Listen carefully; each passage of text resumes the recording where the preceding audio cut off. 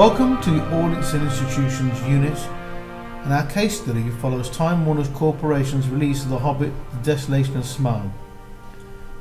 In terms of institutions, we will look at the ownership of media conglomerates and how they attract UK and worldwide audiences to their products. The Hobbit, The Desolation of Smaug was made and released by New Line Cinema, which in itself is a subsidiary of Warner Brothers, which in turn is a subsidiary of Time Warner. Section 1, Institutions. In this section we will investigate the role of conglomerates such as Time Warner Incorporated and wider media institutions in creating a range of media products for the UK and world markets. 1. Institutions, Time Warner and in particular its subsidiary Warner Brothers, how it makes its films such as The Hobbit. We're looking at production, Section 1A. Section 1B, we will look at how The Hobbit is distributed and marketed. The second section will focus upon exhibition, how the media artifact has been created, how it is exhibited to the masses. And the third and final section is fandom, how audiences interpret films and how they make their own artifacts as a consequence of those films. So what is a conglomerate? A conglomerate is a combination of two or more corporations engaged in entirely different businesses together into one corporate structure, usually involving several or many subsidiaries. Often a conglomerate is a multi-industry company. Conglomerates are often large and multinational across a range of countries. Time Warner is the third biggest media conglomerate in the world.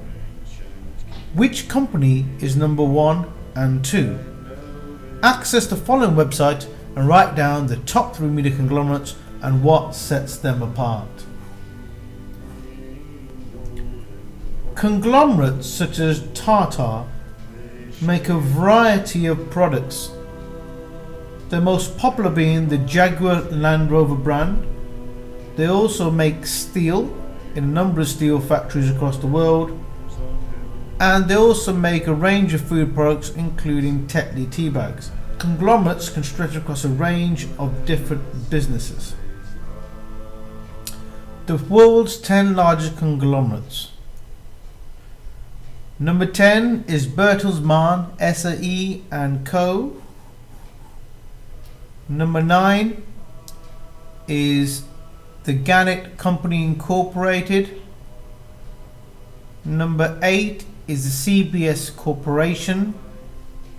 Number 7 is British Sky Broadcasting Group PLC.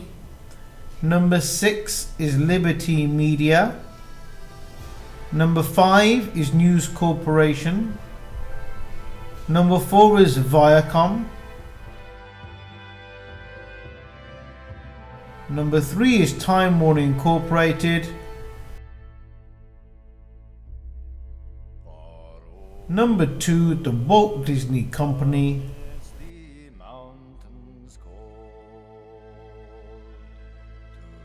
And number 1 is Comcast Corporation. Time Warner is the same, except it makes almost entirely media products across many media platforms, including film, TV, print in the form of magazines and books, and online platforms. Time Warner owns such popular brands as HBO, DC Comics, CNN, AOL, Cartoon Network, Flickster, Warner Brothers Film Studios.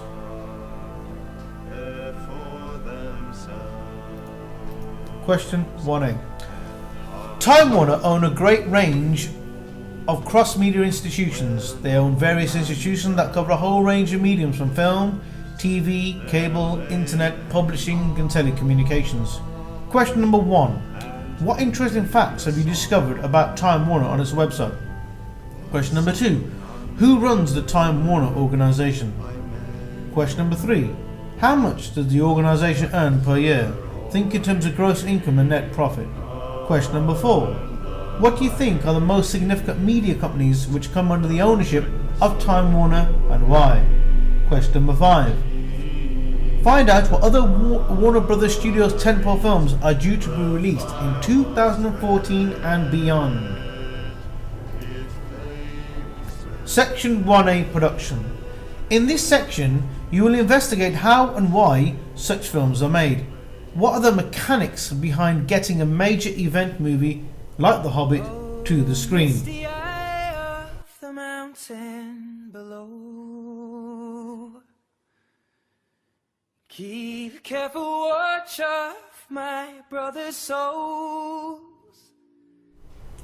Production 1A questions. How was The Hobbit, The Desolation of Smaug made? Question number 1. How much did it cost? Question number 2. Where was it filmed? Question number 3. What actors are in it and why? Question number 4. What is the appeal of the film? The storyline, the action sequences, the explosions, the good characters, the big budget, the special effects? Question number 5. Why do British audiences like these type of big budget event movies? Question number 6. How well did the original film The Hobbit do?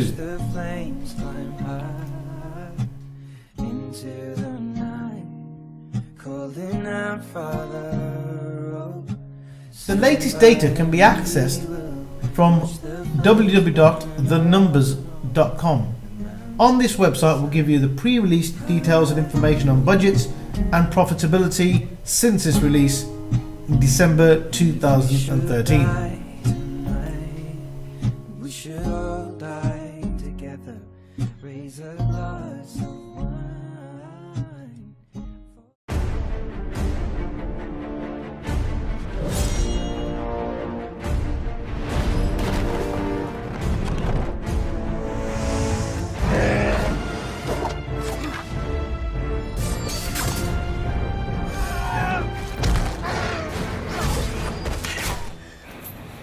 Okay, great. We're really good, guys.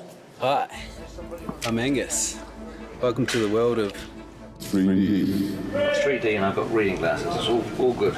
Shooting The Hobbit in 3D is a dream come true. I mean, if I had the ability to shoot Lord of the Rings in 3D, I certainly would have done it. Oh, yes, yes, yes. But now, the reality is that it's not that difficult to shoot in 3D. I love it when a film draws you in and you become part of the experience. Of course, to shoot 3D, you actually need 2 cameras. The problem that we have in the cinema world is that the lenses that we use are so large that we cannot get an interocular similar to a human's, which is the separation between your eyes. For us to get the 2 cameras as close together as possible, they have to shoot into a mirror. one shoots through a mirror, the other one bounces off a mirror, and so the 2 images are perfectly overlaid. One's left eye, one's the right eye. With using 2 eyes, we can move the cameras apart, and also, more importantly, is find a convergence point. For example, see around someone's face, just like you're looking at a friend. The convergence point is the screen plane itself. 3D forms 2 places, positive space, which is inside the box, what you see behind the person who's standing on the screen, and negative space, which is what you feel comes out into the audience, an arm, a bullet, or whatever you want. People who have seen scenes of The Hobbit say that it's like the back of the cinema has had a hole cut out of it where the screen is, and you're actually looking into the real world. We'll shoot from here. It's Peter Jackson's intention that instead of the picture coming out at you, it's actually leading you in to the depth of the film. It was very important for The Hobbit that we feel like the same filmmakers have gone back into Middle-earth to tell a new story. This forest feels sick. Once you add stereo and it gives you that extra depth, it can become part of the storytelling of the film. For instance, in Mirkwood, we really play on the fact that it's a forest that's hallucinogenic almost. It draws you in and you may never get out. And so we were able to use our 3D in creative ways to make you go inside someone's head and increase the feeling of paranoia. This way. Mirkwood is a big forest and it's full of vines and sinister looking trees, and it helps us with the 3D to be able to push into that and try and get the audience to feel that look over your shoulder feeling. To actually go back inside Middle-earth, literally because of the 3D, it's as close to Middle-earth as you could possibly get in an event. Quiet! We're being watched. 3D does drag you into feeling like you're a part of it, and it makes it just that little bit more exciting, especially in the dangerous bits where you feel like you're along for the ride. And 3, 2, 1, go, go, go! As a director, I always want to have the audience feel like they're going into the movie. And 3D is a dream, an absolute dream, because it's the way that I can invite audiences out of their seat and step into the world, step into Middle-earth, come on this adventure with us. the advancement of technology in the time between Lord of the Rings and The Hobbit that will make this incredibly rich to watch. Welcome! And that's where Peter's so brilliant. The technology is a means to an end, and the end is to take you into a world. Dragon fire and ruin. That is what you will bring upon us. He cannot see beyond his own desire. This is going to be an even bigger film. Come now. Don't be shy. Step into the light.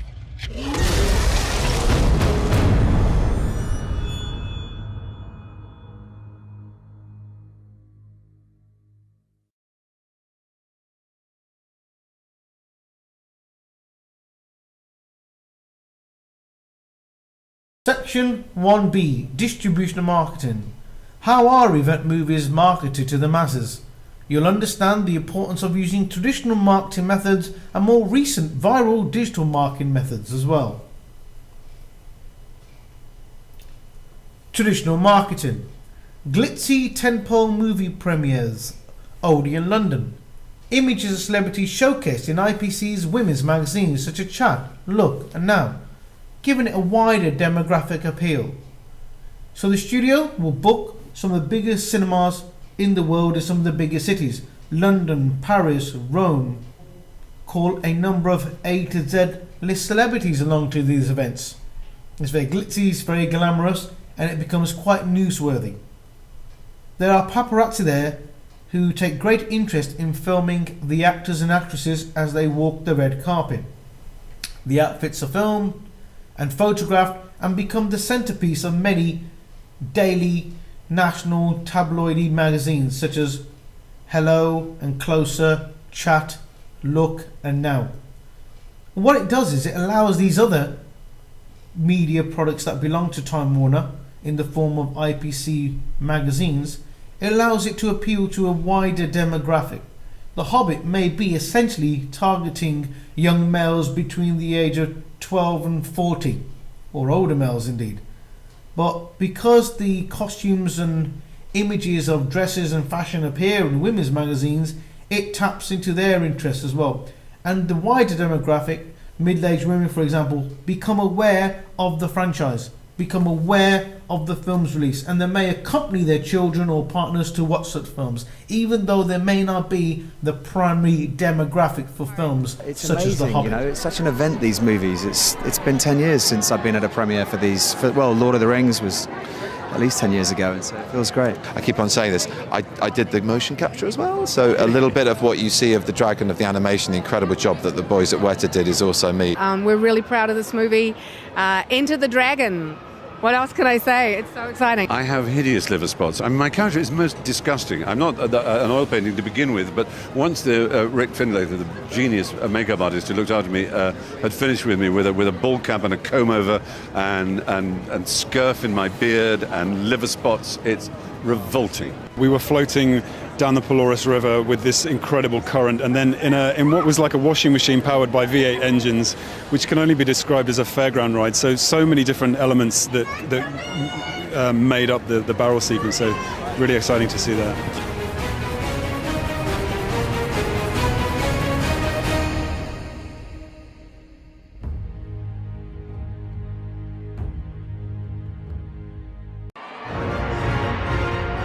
Well, I feel incredible, you know, very humble and a lot of gratitude for all these wonderful fans that have given us such a great welcome.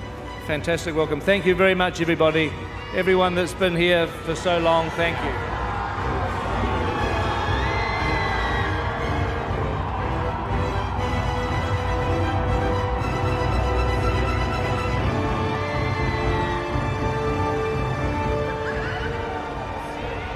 Whenever Peter chooses people, I heard earlier somebody said he doesn't just choose them for their ability, but for who they are. And so we end up working with such great people that you just want to see them. You want any excuse to see them again and again and again. To be part of this adventure in any way, shape or form is a real pleasure. And to work with Pete and to work with such an amazing cast, it was utterly brilliant.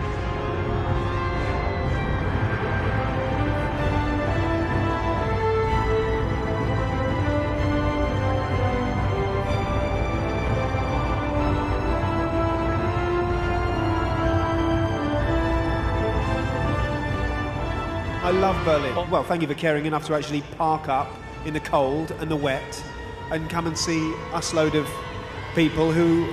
We wouldn't have this without the fans, and we wouldn't be here without people who really wanted to see the film. So we're very grateful, and we humbly thank you for... Other traditional marketing strategies are PR junkies and chat shows. This is where a Hollywood star stars the film, will sit in a hotel room with a backdrop of the film, and one by one, different journalists, TV presenters come in and ask a set questions to the actors and actresses. Often someone like Martin Freeman will sit in a room for hours on end, and he might do 20, 30 interviews at a time. These are called PR junkets. They also allow an opportunity for stars to be booked into major shows such as Jonathan Ross or Graham Norton in and around the release date of the film, so they can chat about the film itself and help promote it. These are traditional marketing strategies. Alongside that, what happens after the premiere and other traditional marketing events is they are commented upon in newspapers, and newspapers will also carry reviews of the film. They're also known for international audiences, international news conferences where a translator is present and an audience will ask questions to the cast and crew and the director, and they will help answer the questions and promote the film. The similar thing that happens at Comic-Con conventions. Yeah, and it's very easy to do. I saw a clip. I was in tears laughing on Huffington Post. It's a 1-minute montage of you shooting the bird at least 29 to 30 times. Yes, I haven't counted it, but yeah. Yeah, I did that. I mean, again, not that I didn't think when I was doing that I was being particularly funny. It was just between me and Michael Peller and the cameraman. It would just be our little joke. I didn't know it was going to be out here like this, but yes, it does end up looking quite charming, doesn't it? It is very charming. It's a sweet way of, telling people to...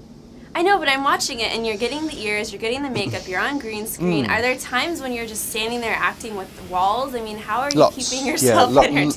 Lots of times you're acting with walls, with green walls and tennis balls, lots of it, I know, but whenever you move on and, they wrap this up, what is it going to be like to suddenly get to be interacting maybe in scenes? And well, then it's great when you get to work with human beings again, because that's the joy of being an actor, is working with other people.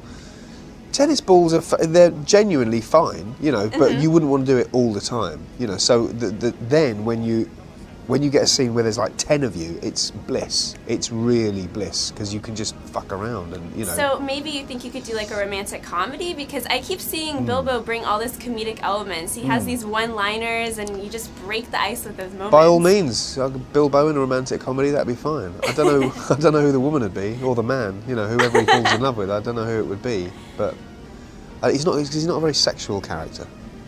I think you could make it, but my question is, what is it like with the fans? Because I had never watched Lord of the Rings, I'd never seen the first Hobbit. This is all very new. I'm a very romantic comedy freak. Okay. But people freaked out when I tweeted I was interviewing you. I had so many retweets, so many questions. Oh, really? Okay. What is that like when you're in your day-to-day life walking around? Are people having these moments of, The Hobbit, Lord of the Rings? Yes, they are. Does it freak you out a little bit? Because you seem very down-to-earth, low-key. Well, I'm kind of used to it now, because in Britain anyway, that's been going on for a long time for me. So I'm used to it. I'm used to it. Kind of like royalty, I would think, for these fan bases. Above royalty, yeah. Well, I guess, but I tell you what, the Hobbit fan base is very restrained, actually. They're very kind of. I mean, maybe not on the internet, but to you yourself, they're quite polite and respectful and. The Sherlock fan base is a bit more front foot and a bit more rabid, but the Hobbit one they're very cool, Thief, where are you? Come now, don't be shy. Step into the light.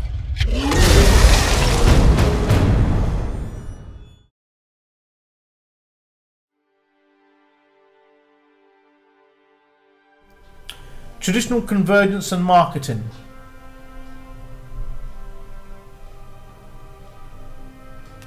Convergence is how one film or film images, clips and iconography from the film can be converged into many inanimate objects such as mugs, t-shirts, posters, keyrings images, stills from the film can be used on a multitude of artifacts.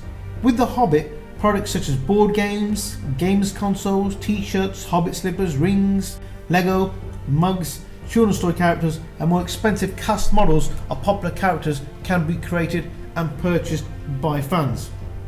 Well, merchandising has been in effect since the 1950s and was really exploited in the 70s with films such as Star Wars. Film merchandising itself is $1 million industry, as audiences relate to certain films and characters and like to indulge in their iconography. The Batman franchise is a good example of this, as Warner Bros. Has been making money for 40 years from the franchise in the same way they have from Bugs Bunny and Looney Tunes. This also feeds into the idea of the long tail.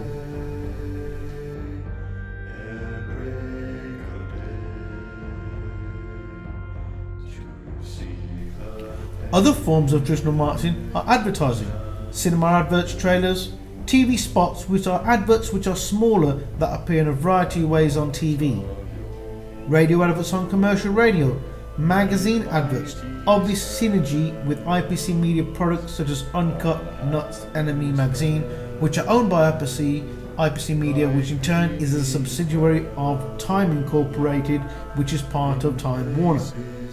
Half the magazines you will see in W.H. Smith's are effectively owned by Time Warner. Synergy, an example of that would be the reviews of The Hobbit that appear in Uncut, Nuts and Enemy. What ratings would they give such a film which is ultimately owned by the parent companies?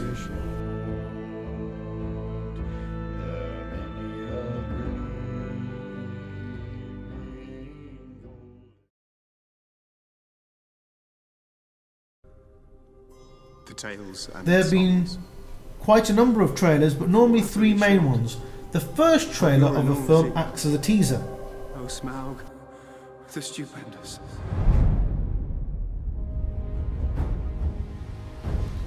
We are the dwarves of Erebor.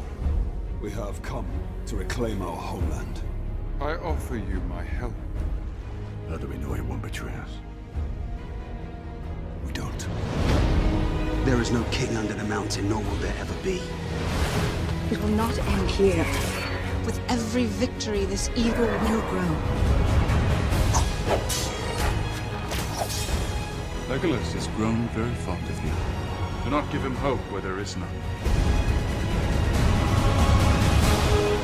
You have no right to enter that mountain. I have the only right. We've been blind. In our blindness, our enemy has returned.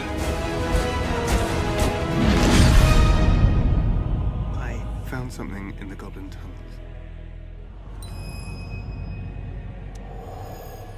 What did you find?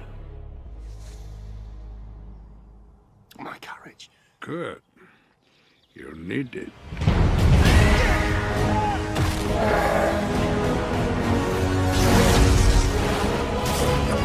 Dragon fire and ruin. That is what you will bring upon us. He cannot see beyond his own desire.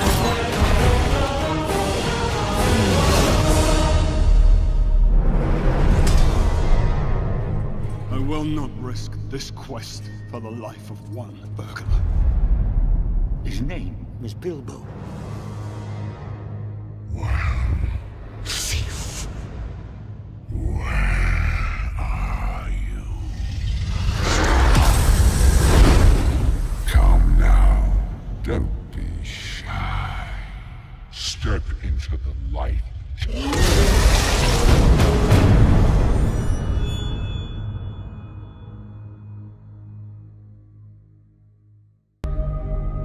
The second You trailer seek also that acts which would as a bestow upon you the right to rule. The quest to reclaim a homeland and slay a dragon.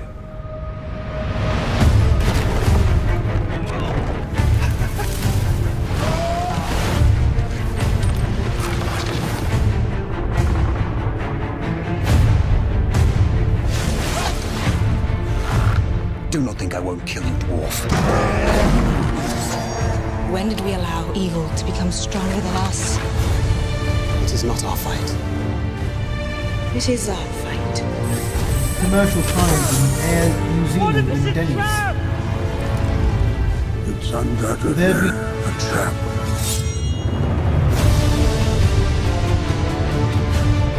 Such is the nature of evil.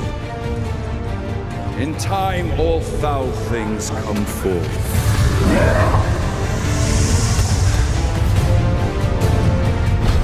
If you awaken that beast, you will destroy us all.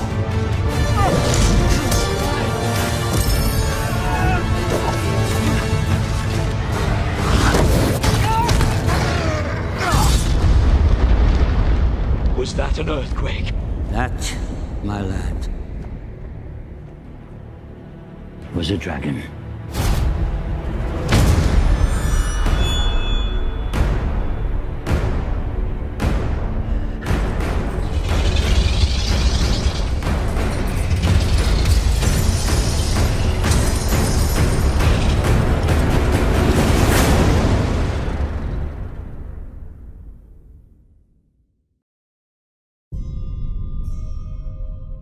And the third one is normally the main trailer, tales and from and that songs TV spots can be formed. fall utterly short of your enormity. O Smaug, the stupendous.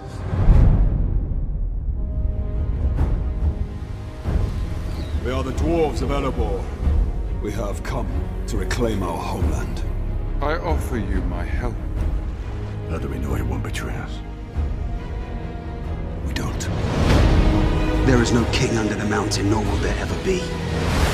It will not end here. With every victory, this evil will grow. Legolas has grown very fond of you. Do not give him hope where there is none. You have no right to enter that mountain. I have the only right. We've been blind. In our blindness, our enemy has returned. I found something in the goblin tunnels. What did you find? My courage. Good. You'll need it.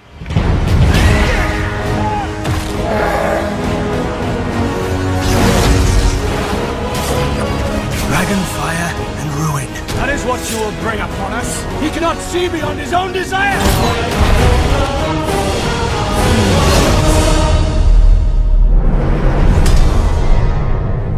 I will not risk this quest for the life of one burglar. His name is Bilbo. Thief.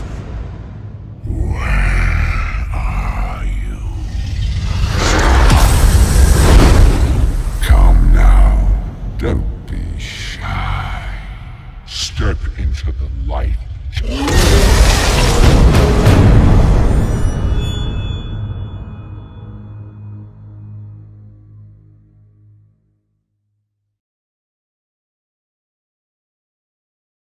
There'll be commercial times with Air New Zealand and Denny's. Cover here, my name. What? You speak Elvish? Middle-earth is back at Denny's. Try one of our Hobbit-inspired menu items, like the new Smaug's Fire Burger. See The Hobbit, The Desolation of Smaug. Middle-earth is back at Denny's with the Build-Your-Own Hobbit Slam. 20 delicious options, like sweet potato pecan pancakes, hearty breakfast sausage, and honey-caked French toast. A meal to satisfy the hungriest of hobbits. See The Hobbit, The Desolation of Smaug. The Denny's Hobbit Whole Breakfast, one of 5 dishes inspired by The Hobbit, The Desolation of Smaug. Hobbit or dwarf, it's a great meal for any Middle-earth appetite.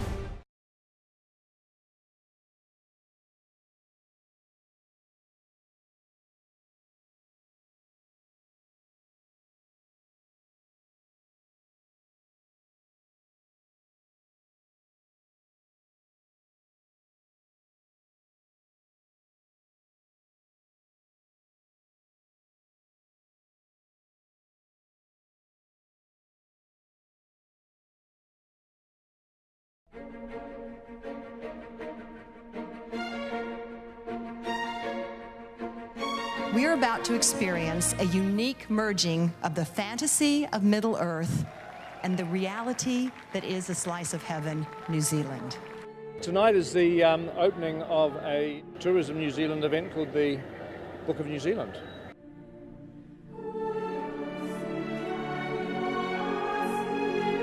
They've recreated the film sets here, which is super cool. You see these fantastical landscapes and they look like they're really too good to be true, but you know, when we were down on location filming The Hobbit, there were places that I had never seen before, and I've lived in New Zealand all my life, and they still really took my breath away. It's just a magical place. It has a very sort of natural, raw, beautiful feel about it. It's unspoilt. There's such a great variety of stuff to see in New Zealand, from fjords to mountains to wide open spaces. We're here for Tourism New Zealand and sort of letting everyone know how amazing New Zealand is.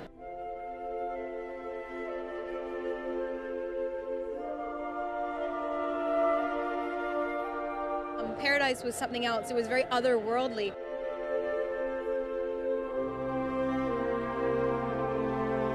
You know, normally you think if you call Paradise, you couldn't really live up to it, but actually it's stunning. Yeah, this country, it's too beautiful, and this coming from an Irishman, it's really stunning. Paradise was probably, for me, the standout location that shocked me with its beauty.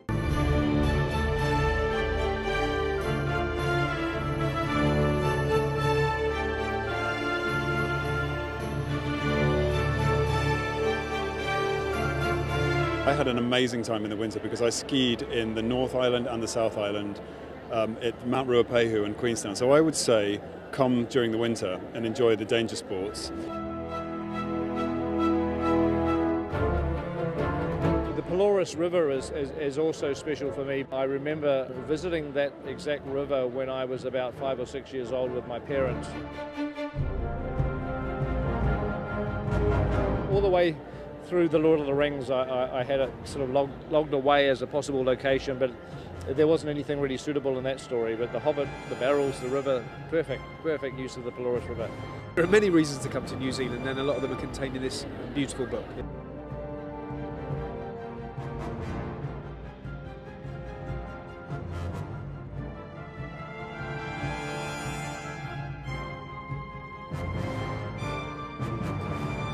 We spent a long time there and put down a few routes, made amazing friends. New Zealand is Middle Earth. It's become a fictional landscape that we know and love, but also it's a place where you can get on a plane and go visit, which is even more extraordinary.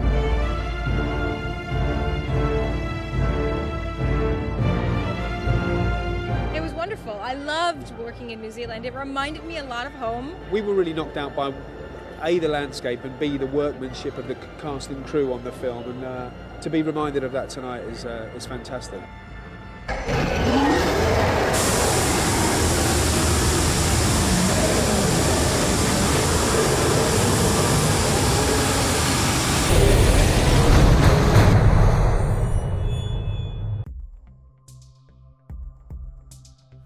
Viral online marketing strategies. Viral marketing is when the internet is used as the medium to promote a film. Certain images, videos are placed on the web that spread like a virus, and people pick up information about a film in a non-traditional way. The Dark Knight in 2008 was the first film to fully exploit viral marketing. This can encompass teaser trailers and official trailers, teaser photographs from the set. It could be a Yahoo featurette online, interviews with the cast, an iTunes webpage, a Warner Brothers webpage, pop-ups on the internet near the film launch, online news reviews and weblogs of the film and the franchise, merchandising tie-ins with Amazon or Play.com. What is technological convergence? Is when images, stills and iconography from the film are made into digital products that live online or in a digital format. An online trailer, a computer game for a range of formats including Xbox, PlayStation, Nintendo, etc. Apps for mobile devices and tablets, screensavers, wallpapers, online reviews, DVD, Blu-ray, ultraviolet, and now in the digital era, the download or streaming of Love Film and Netflix, or even the 3D screening at the multiplex. These are all different examples of digital convergence. It's when you take the iconography of the film and put it into a digital format.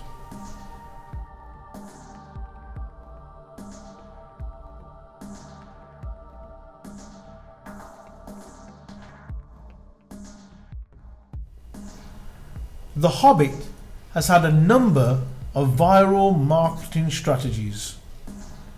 They have a main Tumblr page which has a number of links which started round about August 2013. You can buy online tickets and special offers for pre-release screenings which are exclusive. They also had a Twitter Q&A with the stars where people could tweet the characters and actors and ask all kinds of questions about the film prior to release. There's also Google Plus Hangout where Peter Jackson, Marty Freeman and Evangeline Lilly spoke to fans via Google. Behind the scenes exclusive shots from the set can often be released on Tumblr and social media sites. They also had a live trailer launch of Google Chat with fans. And also they had a tie-in with events such as Movember, where you can have a number of facial hairstyles like characters from The Hobbit. These are all viral marketing strategies. Warner Brothers also owns Rotten Tomatoes, which is a review site of films, and this is another aspect of a synergy where they reviewed The Desolation of Smaug and gave it a 75% rating, an 85% fan rating. This is a tie. This is not a relationship you would necessarily think exists between Rotten Tomatoes and Time Warner, yet Time Warner bought Rotten Tomatoes and Flickster a number of years ago. Convergence can be seen as either traditional convergence or technological convergence. This is how one film on a film celluloid can become so many. Think about what other things the Hobbit film can be converged or changed into.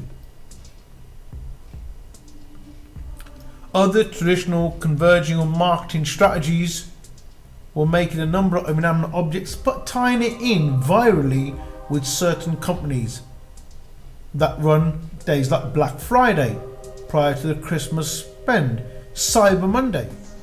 This allows companies to target certain fan bases through their website. This is another viral marketing strategy. The Hobbit, Spiders of Mirkwood, Kingdoms of Middle-earth app, PC games that can be downloaded, Guardians of Middle-earth. Peggy 16.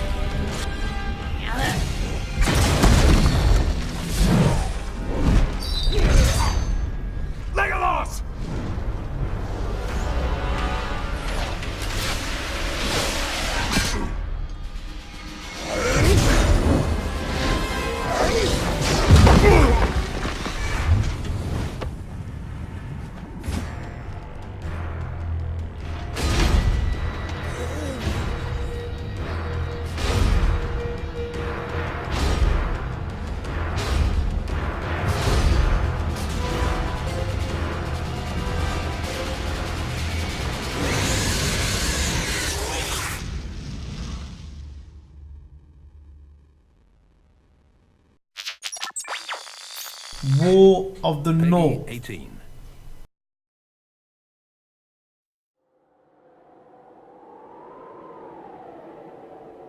The hand of Sauron stretches far. No land is safe from the shadow. But there are still those with the strength and the will to resist.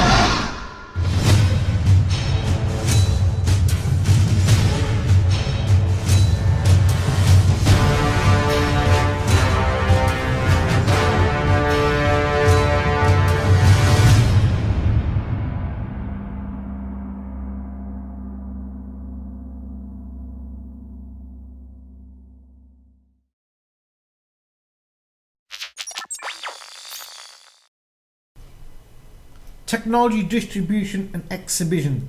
The days of film reels are eroding. It is cheaper and faster to send hard drives with films preloaded than shipping separate film reels around the world. Films are now projected on special projectors through a hard drive and not actual film cells negatives through a projector in the traditional way. 3D film needs a special projector, and currently there are not as many as 2D projectors, but this is slowly changing. More and more cinemas are adapting 2D projectors to 3D projectors. More and more action, adventure and animation genre films are being made in 3D or converted to 3D. And why do you think that is?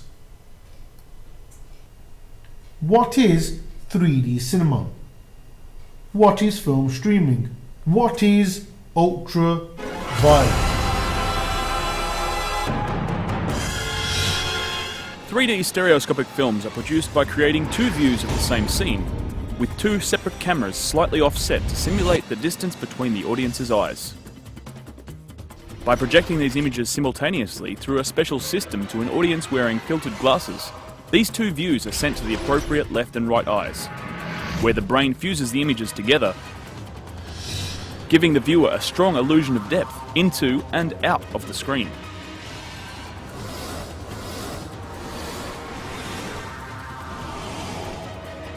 Stereoscopic advertising gives you the opportunity to have your product or service jump out of the screen into the faces of the audience. This new experience is drawing audiences to see a fast-growing number of Hollywood films made in stereoscopic 3D. At Bug, we have the experience, the technical know-how, and creative talent to produce effective stereoscopic 3D content for your next campaign.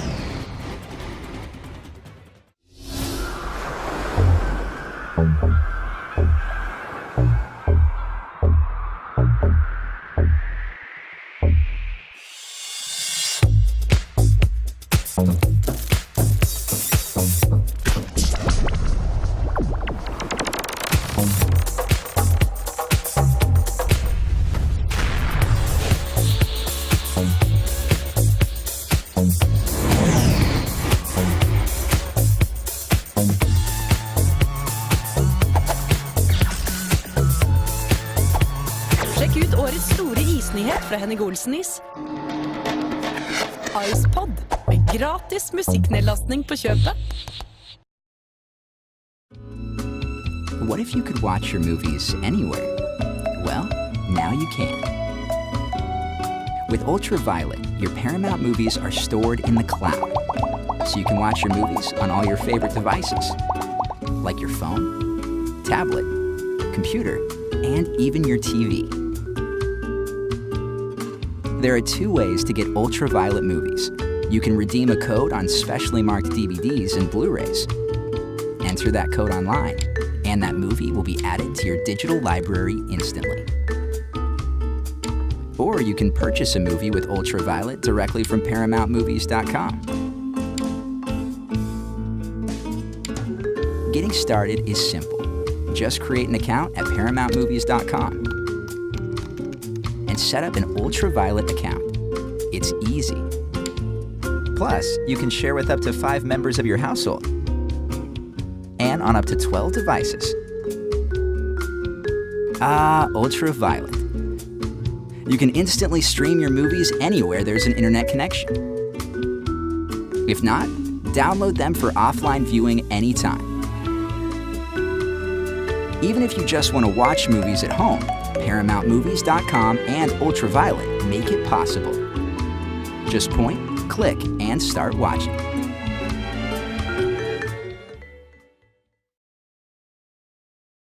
Established US video streaming service Netflix has launched in the UK, putting it in direct competition with Amazon's Love Film offering. So, how are they different? We compared the two apps. For unlimited movie streaming, Netflix will cost you $5.99 a month. Love Film's equivalent service, Love Film Instant, will set you back $4.99. Both the apps are free to download, but unless you're paying monthly, the apps will only let you watch the movie trailers and organise your account. Love Film gives you over 70,000 titles to choose from, and Netflix say they have tens of thousands available in their catalogue. However, we did a quick test, searching for Steven Spielberg, and Love Film gave us over 30 results, whereas there seemed to be a problem with search on Netflix. But some of the results on Love Film were DVD rental only.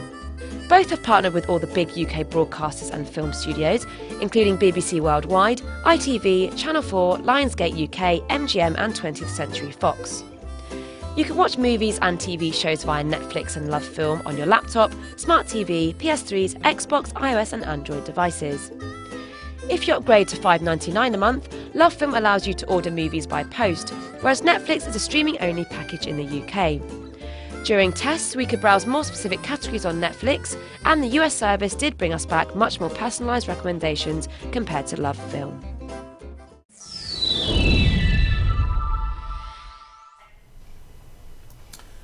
Section 3, Audiences. In this section, you will appreciate and reflect on how you as an audience member consumes media products at the cinema, online and buying merchandise, and how you interact with media in making suites or mashups of your favourite films, from consumer to prosumer. What is the long tail? The long tail is this notion and idea that a product has a certain physical shelf life.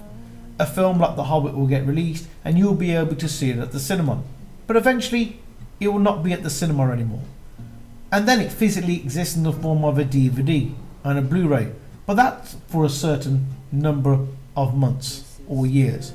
And after that, say in 20 years time, when you can't get access to the film at the cinema or a DVD or Blu-ray copy, there'll be a pure digital format that it will exist in. In fact, it happens far sooner. Within the next 6 months or 12 months, The Hobbit will probably be streamed on Sky or Virgin Media, on an on-demand service, and eventually on Love Film or Netflix, and it will purely exist as a digital file. So it goes from the physical film in a projector to a DVD and Blu-ray, and then it ends up being a digital file. But the long tail also alludes to this idea that you'll still be able to consume The Hobbit, The Destination of Smile, in many, many years to come, in the same way other products from Time Warner, such as the Batman films from the 1960s, the Batman films from the 1980s, the recent trilogy of Batman, can still be consumed today. That suggests the long tail. Even Looney Tunes DVDs can still be purchased today, or Blu-rays, or content online that has been made many, many years ago. The long tail suggests there's always going to be a market for these products, and places like eBay and the wider internet has allowed you to purchase just about any item. So what it suggests the long tail is something will always sell. There'll always be a way to purchase or indulge in a particular product, and the digital age has made it far more easier.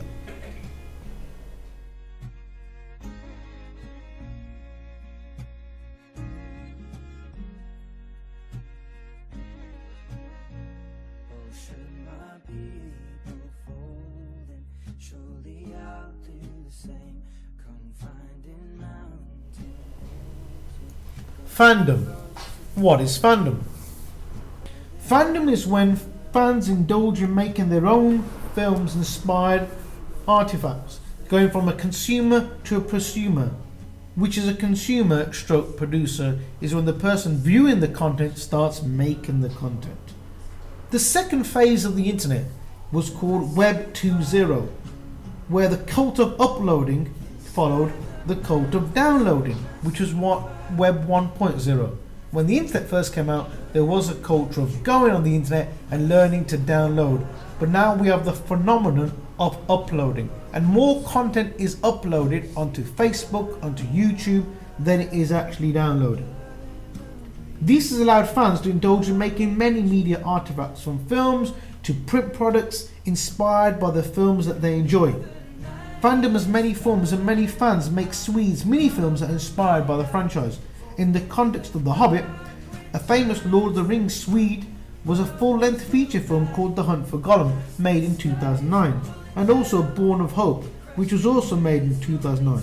Both were made after The Lord of the Rings Return of the King, but before The Hobbit in 2012. Made by fans, for fans, Hunt for Gollum attracted over 10 million hits on YouTube. Orcs have returned to Moria.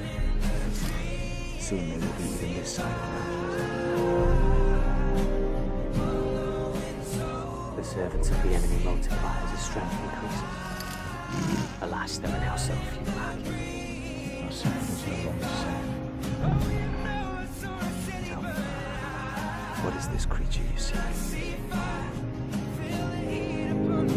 will find out.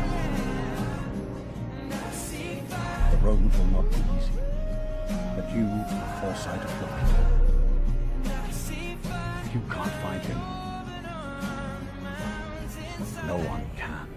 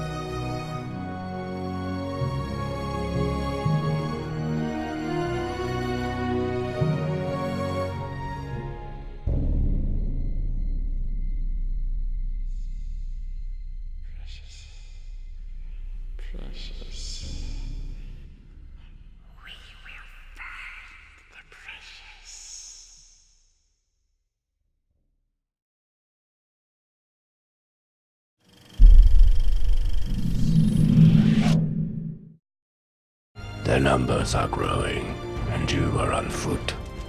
You will never reach the forest alive. I have an idea. We could ask the eagles for help. No. Stop. Just stop with the eagles. But they solve every problem we have. No more eagles. Okay, fine.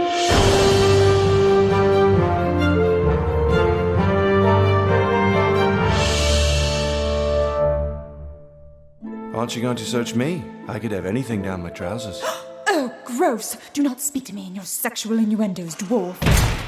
I'm just kidding. I find that so hot. I will be forever in love with you from this day forth. Yes. Together we shall bridge this petty hatred between our races. All because you alluded to the contents within your trousers. Wow. So will you let me out then? Oh no, you are our prisoner. You stay in there. Kill the she-elf! Which one is the she-elf? Oh! Get it? Because they all look the same. We all look the same.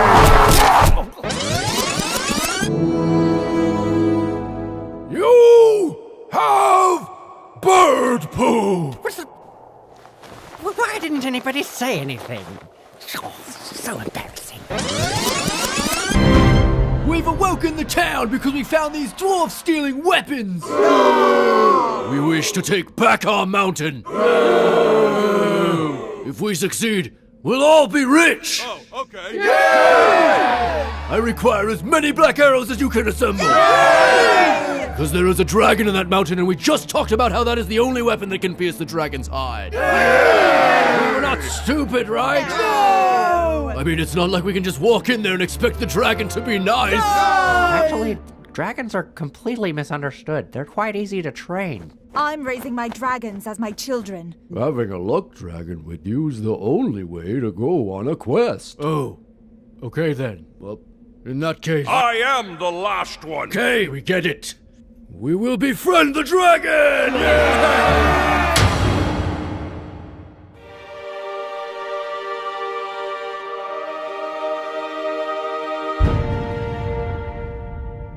What do you think you're doing? Friend? He does not want to be friends! This is a terrible idea! I'll show you, friend! What have we done? I am fire!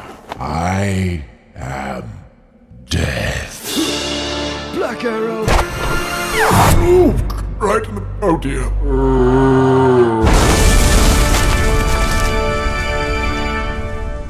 What the... How did... I got him! But where did... How did... I don't know. I'm not even supposed to be in this story!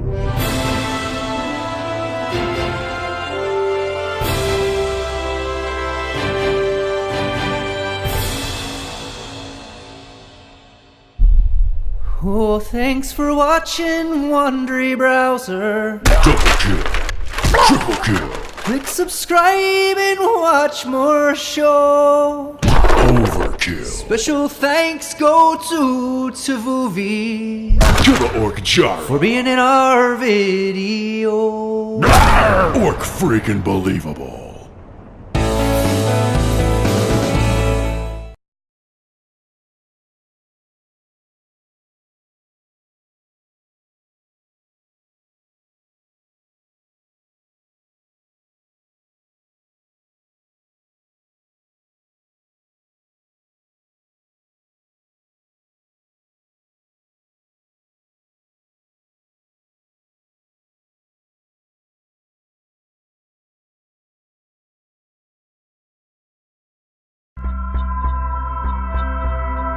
Fora TV. Idea Immersion. Visit us at www.fora.tv.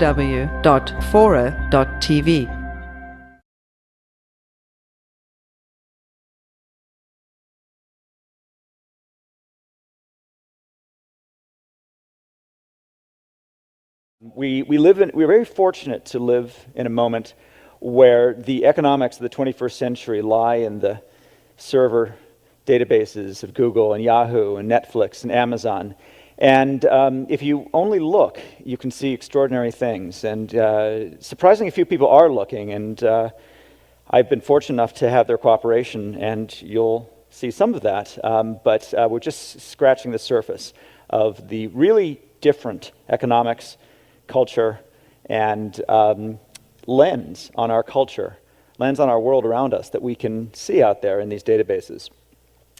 It starts with numbers, and this is the sort of the shape of our age, I believe. It's called a power law. You may know it also as a Pareto. Vilfred Pareto was the Italian economist who observed that 20% of the Italian population had 80% of the land, leading to the 80-20 rule, the notion that a small number of things have a large impact. Low frequency, high amplitude events. Earthquakes are distributed in power laws. A small number of big earthquakes and a large number of small ones. Populations, cities are distributed in power laws. A small number of very big cities and a large number of small ones.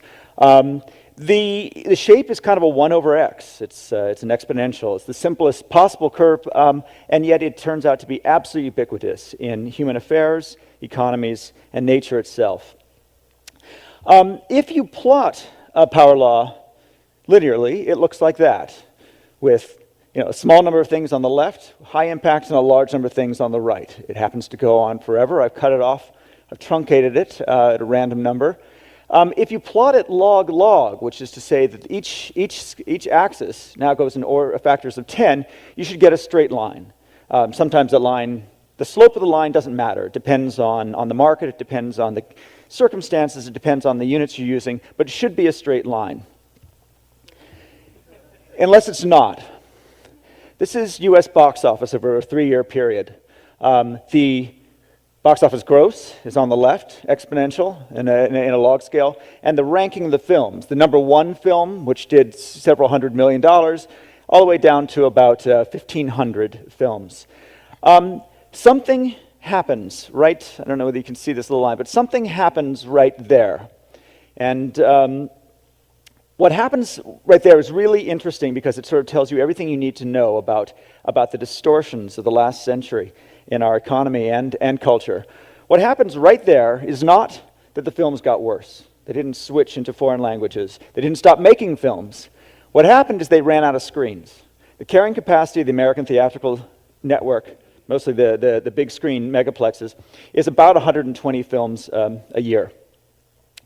However, the number of films shown in film festivals is closer to 13,000. The vast majority of films never make it to the megaplex.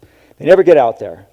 There are not enough screens to show all the films. And so as a result, you end up with this distortion. You end up with the marketplace apparently falling off the cliff. Not because people didn't want those films, not because they didn't exist, not because the films weren't good, but because of a scarcity effect, a bottleneck in distribution.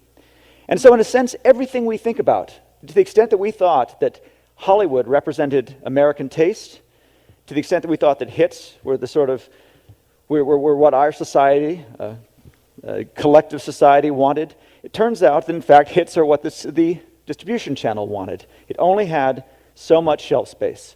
And so too for channels of television, for radio channels, for retail shelf space. Every one of these traditional ways of distributing content, where I started my research, has a scarcity effect. And every one of those scarcity effects, every one of those bottlenecks ends up distorting the market and by extension, distorting our culture. In a sense, it looks like this. There is the same power law, and yet it just gets hacked off, truncated. But now we're entering an era where you have distribution methods that don't have scarcity functions, or at least they're pushed much further down. The internet has infinite channels and infinite screens and infinite shelf space. And so what you realize is when you go back to that line, you realize this pink bit right here is the latent market that we were missing before because we couldn't reach those products, because we couldn't connect supply and demand. And that right there is the market we're just now starting to explore, and it turns out to be remarkably large. Here's some actual data from Rhapsody, which is a subscription online music service. It benefits from unlimited shelf space. What you have here in the red part is the albums and songs that are available in Walmart, which is America's largest CD retailer. It has about 4,500 albums in the average Walmart. So these are the hits. And these are the albums that Walmart has and Rhapsody has. Down here in the yellow, these are the niches. These are the albums, tracks, and other songs that Walmart doesn't carry, but Rhapsody does. What's notable about this is that although through some complicated math involving converting albums to tracks, I calculate that the Walmart inventory is about equal to 25,000 tracks.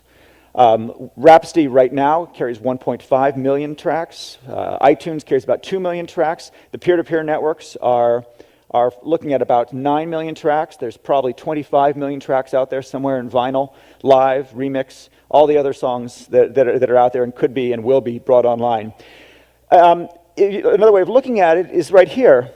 This is Walmart's inventory, and this is Rhapsody's inventory. What we've thought was the music market was a tiny, tiny fraction of the music market. In fact, we're looking at order of magnitude increase in inventory and variety. And so too for DVDs. Blockbusters, the average Blockbuster carries 3,000 DVDs. Netflix is at actually 60,000 right now. Over here at Amazon, the typical Barnes & Noble or Borders carries about 100,000 books. Amazon's now tracking 3.7. There's probably another 6 million books out there. Bring in the networked used book stores, which are now sort of seamlessly integrated into these online marketplaces, and you could be looking at maybe as many as 10 million books in various languages. extraordinary increase in variety. And what you find is that although we'd assumed, the retail channels had assumed that those niche low sellers were insignificant, sub-economic, just not worth carrying. In fact, when you add them all up, those onesies and twosies are starting to amount to significant markets. In music, they are closing in on half the market, is now stuff not sold in Walmart. At Netflix, about a quarter of the market, a quarter of their rentals are things that aren't available in a Blockbuster. At Amazon, it's also about a quarter of the books now sold on Amazon are books that aren't available on a Barnes & Noble or a Borders. All those numbers are growing. It looks like we're trending to an era where about half the market is sold through traditional retail channels, and the other half of the market is only available through these sort of abundant, unlimited channels, such as, with online in particular, but also things like the U.S. Mail, another powerful network, as Netflix revealed.